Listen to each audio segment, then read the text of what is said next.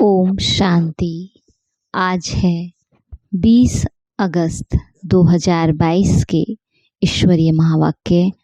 आज बाबा ने कहा, मीठे बच्चे, इस रूहानी पढ़ाई को कभी मिस नहीं करना। इस पढ़ाई से ही तुम्हें विश्व की बादशाही मिलेगी। प्रश्न, कौन सा निश्चय पक्का हो तो पढ़ाई कभी भी मिस ना करें? जवाब है, अगर निश्चय है कि हमें स्वयं भगवान टीचर रूप में पढ़ा रहे हैं, इस पढ़ाई से हमें विश्व की बादशाही का वर्षा मिलेगा और उच्च स्टेटस भी मिलेगा।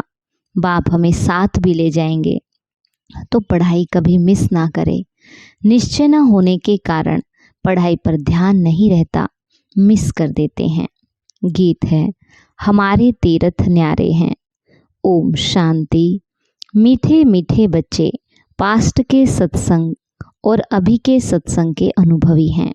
पास्ट यानी इस सत्संग में आने के पहले बुद्धि में क्या रहता था और अब बुद्धि में क्या रहता है, ये रात दिन का फर्क देखने में आता होगा। उन सत्संगों में तो सिर्फ सुनते ही रहते हैं, कोई आश दिल में नहीं रहती। बस सत्संग में जाकर 2 वचन शास्त्रों का सुनना होता है। यहाँ तुम बच्चे बैठे हो, बुद्धि में है कि हम आत्माएं बाप दादा के सामने बैठी हैं और उनसे हम स्वर्ग का वर्षा लेने के लिए ज्ञान और योग सीख रहे हैं। जैसे स्कूल में स्टूडेंट समझते हैं कि हम बैरिस्टर व इंजीनियर बनेंगे, कोई ना कोई इम्तिहान पास कर ये पद पाएंगे। ये ख्याल आत्मा को आते हैं, अभी हम पढ़ कर के फलाना बनेंगे। सत्संग में कोई एम नहीं रहती कि क्या प्राप्ति होगी, करके कोई को आश होगी भी तो वो अल्पकाल के लिए साधु संतों से मांगेंगे, कृपा करो, आशीर्वाद करो। यह भक्ति व सत्संग आदि करते यहाँ तक आकर पहुँचे हैं। अभी हम बाप के सामने बैठे हैं, एक ही आश है, आत्मा को बाप से वर्षा लेने की। उन सत्संगों में वर्षा लेने की बात नहीं रहती, स्कूल अथवा कॉलेज में भी वर्षा पाने की बात नहीं रहती। वो तो टीचर है, पढ़ाने वाला। वर्षे की आस इस समय तुम बच्चे लगा करके बैठे हो। बरोबर बाप परमधाम से आया हुआ है हमको फिर से सदा सुख का स्वराज्य देने। ये बच्चों की बुद्धि में जरूर रहेगा ना। फिर भी समझते हैं बाप के सम्मुख जाने से ज्ञान के अच्छे बाण लगेंगे, क्योंकि वो सर्वशक्तिवान हैं। बच्चे भी ज्ञान बाण मारने सीखते हैं, परंतु नंबरवार पुरुषार्थ अनुसार। यहाँ ही डायरेक्ट सुनते हैं, समझते हैं, बाबा समझा रहे हैं। और कोई सत्संग व कॉलेज में ऐसे नहीं समझेंगे। हम बेहद के बाप से बेहद का वर्षा ले रहे हैं। हम इस सृष्टि चक्र को जान गए। उन सत्संगों में तो जन्म जन्मांतर जाते ही रहते हैं। यहाँ है एक बार की बात, भक्ति मार्ग में जो कुछ करते वो पूरा होता। उनमें कोई सार नहीं, तो भी अल्पकाल के लिए मनुष्य कितना माथा मारते। तुम बच्चों की बुद्धि में रहता, हमको बाबा पढ़ा रहे हैं। बाबा ही बुद्धि में याद आएगा और अपनी गंवाई हुई राजधानी याद आ जाएगी। अभी हम जितना पुरुषार्थ करेंगे, बाबा को याद करेंगे और ज्ञान की धारणा में रहेंगे, औरों को भी ज्ञान की धारणा कराएंगे, उतना उच्च पद पाएंगे। ये तो हर एक की बुद्धि में है ना। बाप इस प्रजापिता ब्रह्मा के द्वारा समझा रहे हैं। इनको दादा ही कहेंगे। शिव बाबा इनमें प्रवेश होकर हमको पढ़ा रहे हैं। तुम जानते हो, पहले ये बातें हमारी बुद्धि में नहीं थी। हम भी बहुत सत्संग आदि करते थे, परंतु ये ख्याल में भी नहीं था कि परम पिता परमात्मा ब्रह्मा के द्वारा आकर के कब पढ़ाते हैं। अभी बाप को और समय को जान गए। नई दुनिया स्वर्ग का स्वराज्य फिर से याद आता, अंदर में खुशी रहती। बेहद का बाप जिसको भगवान कहते, वो हमको पढ़ा रहे हैं। बाबा पतित पावन तो है ही, फिर टीचर के रूप में बैठ हमको पढ़ाते हैं। इस दुनिया में कोई भी इस ख्यालात में नहीं बैठे होंगे सिवाय तुम बच्चों के। तुम बेहद बाप की याद में बैठे हो। अंदर में समझ है हम आत्माएं 84 जन्मों का पाठ पूरा कर वापस जाती है। फिर स्वर्ग में जाने के लिए बाप हमको राजयोग की शिक्षा दे रहे हैं। बच्चे जानते हैं ये राजयोग की शिक्षा दे स्वर्ग का महाराजा महारानी बनाने वाला बाप के सिवाय और कोई हो नहीं सकता। इम्पॉसिबल। बाबा एक ही बार आकर के पढ़ाते स्वर्ग का मालिक बनाने लिए। बुद्धि में रहता है हम बच्चे बाप द्वारा बेहद सृष्टि का स्वराज्य लेने के लिए पढ़ाई पढ़ रहे हैं। एम ऑब्जेक्ट की ताकत से ही पढ़ते हैं। अभी तुम मीठे मीठे बच्चों की बुद्धि में हैं। हम कहाँ बैठे हैं। मनुष्यों के ख्यालात तो कहाँ न कहाँ चलते ही रहते हैं। पढ़ाई के समय पढ़ने के, खेलने के समय खेलने के। तुम जानते हो हम बेहद बाप के सम्मुख बैठे हैं। आगे नहीं जानते थे। कोई भी मनुष्य मात्र नहीं जानते कि भगवान आकर राजयोग सिखलाते हैं। अभी तुम बच्चों ने समझा है जन्म जन्मांतर हम भक्ति करते आए हैं। ये ज्ञान बाप के सिवाय कोई दे ना सके। जब तक बाप ना आए विश्व के मालिक पने का वर्षा मिले कैसे। ना किसकी बुद्धि में ये आता है। हम भगवान के बच्चे हैं, वो स्वर्ग का रचयिता है। फिर हम स्वर्ग में क्यों नहीं हैं, नरक में दुखी क्यों हैं। हे भगवान, हे पतित पावन कहते हैं, परंतु ये बुद्धि में नहीं आता कि हम दुखी क्यों हैं। बाप बच्चों को दुख देते हैं क्या। बाप सृष्टि रचते हैं बच्चों के लिए, क्या दुख के लिए। ये तो हो नहीं सकता। अभी तुम बच्चे श्रीमत पर चलने वाले हो। भल कहाँ भी दफ्तर व धंधे आदि में बैठे हो, परंतु बुद्धि में तो ये है ना कि हमको पढ़ाने वाला भगवान बाप है। हमको रोज सवेरे क्लास में जाना होता है। क्लास में जाने वाले को ही याद पड़ता होगा। बाकी जो क्लास में नहीं आते वो पढ़ाई को और पढ़ाने वाले को समझ कैसे सकते हैं। ये नई बातें हैं जिसको तुम ही जानते हो। बेहद का बाप जो नई दुनिया रचने वाला है, वो बैठ नई दुनिया के लिए हमारा जीवन हीरे जैसा बनाते हैं। जब से माया का प्रवेश हुआ हम कोड़ी जैसा बनते आए हैं। कलाएं कम होती गई हैं। माया ऐसे खाती आई है जो हमको कुछ भी पता नहीं पड़ा। अभी बाप ने आकर बच्चों को जगाया अज्ञान नींद से। वो नींद नहीं, अज्ञान नींद में सोए पड़े थे। ज्ञान तो ज्ञान सागर ही देते हैं और कोई दे नहीं सकता। एक ही हमारा बिलव्ड मोस्ट बाप ज्ञान का सागर पतित पावन दे सकते हैं। अब बच्चे जान गए हैं इस युक्ति से बाप हमको पावन बना रहे हैं।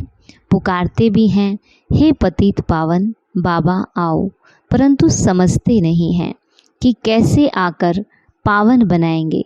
सिर्फ पतित पावन कहते रहने से तो पावन नहीं बन जाएंगे। तुम जानते हो इस समय सब पतित भ्रष्टाचारी है। जो भ्रष्टाचार से पैदा होते हैं वह कर्तव्य भी ऐसा करेंगे। ये बेहद का बाप बैठ समझाते हैं। तुम यहाँ सम्मुख बैठ करके सुनते हो तो तुम्हारी बुद्धि का योग बाबा के साथ रहता है। फिर कुसंग तरफ जाते हैं, बहुतों से मिलते रहते हैं, वातावरण सुनते हैं, तो जो सम्मुख की अवस्था रहती है वो अवस्था बदल जाती है। यहाँ तो सम्मुख बैठे हैं स्वयं ज्ञान का सागर परम पिता परमात्मा बैठ ज्ञान का बाण मारते हैं। इसलिए मधुबन की महिमा है। गाते भी है ना, मधुबन में मुरली बाजे। मुरली तो बहुत स्थानों पर बजती है, परंतु यहाँ सम्मुख बैठ करके समझाते हैं और बच्चों को सावधानी भी देते हैं। बच्चे खबरदार रहना, कोई उल्टा सुल्टा संग नहीं करना। लोग तुमको उल्टी बातें सुना करके डराए, इस पढ़ाई से ही छुड़ा देंगे। संग तारे कुसंग बोरे। यहाँ है सत बाप का संग। तुम प्रतिज्ञा भी करते हो कि हम एक से ही सुनेंगे, एक का ही फरमान मानेंगे। तुम सबका बाप टीचर सतगुरु वो एक ही है। वहाँ तो वो गुरु लोग सिर्फ शास्त्र ही सुनाते रहते, नई बात कोई नहीं। न बाप का परिचय दे सकते, न ज्ञान की बातें ही जानते। सब नेति नेति कहते आए। हम रचता और रचना को नहीं जानते। जब बाप आते हैं तभी समझाते हैं। उन कलयुगी गुरुओं में भी नंबरवार हैं। कोई के तो लाखों फॉलोअर्स हैं। तुम समझते हो हमारा सतगुरु तो एक ही है। मरने आदि की तो बात ही नहीं। ये शरीर तो शिव बाबा का है नहीं, वो तो अशरीरी अमर है। हमारी आत्मा को भी अमर कथा सुनाए अमर बना रहे हैं। अमरपुरी में ले जाते हैं, फिर सुख धाम में भेज देते हैं। निर्वाण धाम है ही अमरपुरी। अभी तुम्हारी बुद्धि में रहता है कि हम आत्माएं शरीर छोड़ कर के जाएंगी बाबा के पास।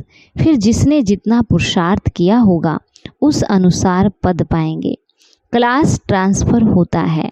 हमारी पढ़ाई का पद इस मृत्यु लोक में नहीं मिलता।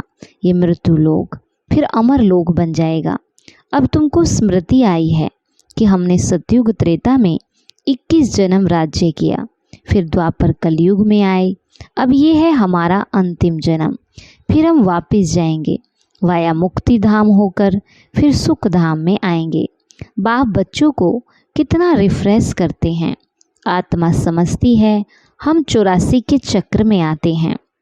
परमात्मा कहते मैं इस चक्र में नहीं आता हूँ, मुझ में इस सृष्टि चक्र का ज्ञान है। ये तुम जानते हो कि पतित पावन बेहद का बाप है, तो वो बेहद को ही पावन करने वाला होगा ना। कोई मनुष्य बेहद का बाप हो न सके। वह बेहद का बाप तो एक ही है। तुम जानते हो हम आत्माएं वहाँ की रहने वाली है। वहाँ से फिर शरीर में आते हैं। पहले पहले कौन आया पार्ट बजाने, ये तुम समझते हो। हम आत्माएं निराकारी दुनिया से आई हैं पार्ट बजाने। इस समय तुम बच्चों को नॉलेज मिली है। जैसे नंबरवार हर एक धर्म वाले अपने पार्ट अनुसार आते हैं, इसको अविनाशी ड्रामा कहा जाता। ये किसकी बुद्धि में नहीं है। हम बेहद ड्रामा के एक्टर हैं, ना बेहद की हिस्ट्री ज्योग्राफी को और ना अपने जन्मों को जानते। बाबा तुमको कितना रिफ्रेश करते हैं पुरुषार्थ अनुसार। कोई तो बड़ी खुशी में रहते।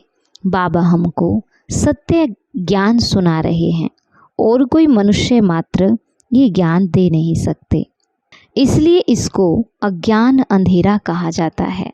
अभी तुम जानते हो हम अज्ञान अंधेरे में कैसे आए हैं, फिर ज्ञान सोजरे में कैसे जाना है, ये भी नंबरवार समझ सकते हैं। घोर अंधियारा और घोर सोजरा किसको कहा जाता है, ये अक्सर बेहद से लगता है। आधा कल्प रात और आधा कल्प दिन, वह समझो सांझ और सवेरा, ये बेहद की बात है।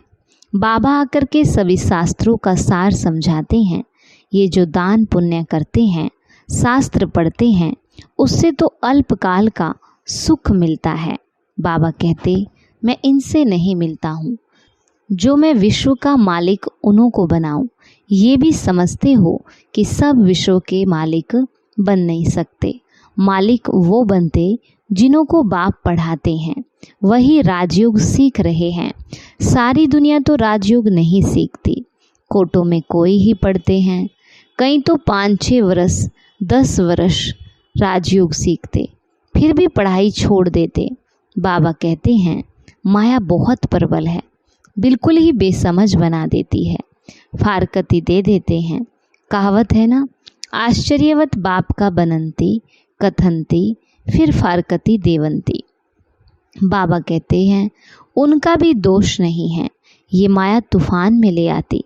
ऐसी सजनियाँ जिनको श्रृंगार कर स्वर्ग की महारानी बनाते हैं, वो भी छोड़ देती है। फिर भी बाबा कहते जिनसे सगाई की उनको याद करना है।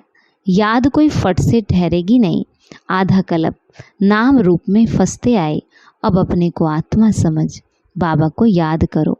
बड़ा मुश्किल है। सतयुग में तुम आत्म अभिमानी बनते हो, परंतु परमात्मा को नहीं जानते हो। परमात्मा को सिर्फ एक ही बार जानना होता है। यहाँ तुम देह अभिमानी आधा कल्प बन जाते हो। ये भी नहीं समझते हो आत्माओं को ये शरीर छोड़ दूसरा शरीर ले पार्ट बजाना, फिर रोने की दरकार नहीं। जब बाप द्वारा सुख धाम का वर्षा मिल रहा है तो क्यों ना पूरा अटेंशन दे। अच्छा, मीठे मीठे सिखी लदे बच्चों प्रति माता पिता बाप दादा का याद प्यार और गुड मॉर्निंग। रूहानी बाप की रूहानी बच्चों को नमस्ते। रूहानी बच्चों की रूहानी बाप दादा को नमस्ते नमस्ते। बाबा गुड मॉर्निंग। शुक्रिया बाबा, शुक्रिया। धारणा के लिए मुख्य सार। पहला है, एक बाप के ही फरमान पर चलना है, बाप से ही सुनना है।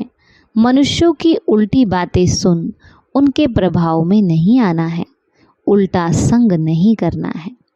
दूसरा, पढ़ाई और पढ़ाने वाले को सदा याद रखना है, सवेरे सवेरे क्लास में जरूर आना है। वरदान, साधनों को सहारा बनाने की बजाय निमित्त मात्र कार्य में लगाने वाले सदा साक्षी दृष्टा भव। साधनों को सहारा बनाने की बजाय निमित्त मात्र कार्य में लगाने वाले सदा साक्षी दृष्टा भव। बाबा कहते, कई बच्चे चलते चलते बीज को छोड़ टाल टालियों में आकर्षित हो जाते हैं। कोई आत्मा को आधार बना लेते और कोई साधनों को, क्योंकि बीज का रूप रंग शोभनिक नहीं होता और टाल टालियों का रूप रंग बड़ा शोभनिक होता है। माया बुद्धि को ऐसा परिवर्तन कर देती है जो झूठा सहारा ही सच्चा अनुभव होता है। इसलिए अब साकार स्वरूप में बाप के साथ का और साक्षी दृष्टा स्थिति का अनुभव बढ़ाओ। साधनों को सहारा नहीं बनाओ, उन्हें निमित्त मात्र कार्य में लगाओ। स्लोगन, रूहानी शान में रहो तो अभिमान की फीलिंग नहीं आएगी। रूहानी शान में रहो तो अभिमान की फीलिंग नहीं आएगी। और आज का हमारा स्वमान है, मैं सदा साक्षी दृष्टा आत्मा हूँ। अच्छा, ओम शांति।